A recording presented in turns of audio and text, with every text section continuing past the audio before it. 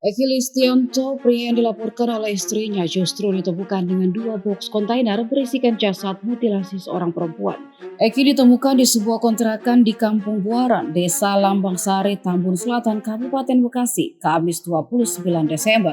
Kasus ini bikin geger karena Eki yang sebelumnya dilaporkan hilang justru diduga menjadi pelaku mutilasi terhadap seorang wanita di Bekasi, Jawa Barat. Eki ditemukan oleh anggota unit 4 Subdit Resmob Polda Metro Jaya bersama 2 kontainer box berisikan jasad seorang wanita yang telah dimutilasi. Ia kemudian diamankan bersama teman wanitanya yang juga ada di kontrakan tersebut. Dilansir dari tribunnews.com, Eki sempat dilaporkan ke Polsek Bantar Gebang pada Senin 26 Desember karena menghilang sejak Jumat 23 Desember. Eki menghilang setelah berpamitan akan pergi ke bank. Saat hilang, Eki mengenakan baju koko merah.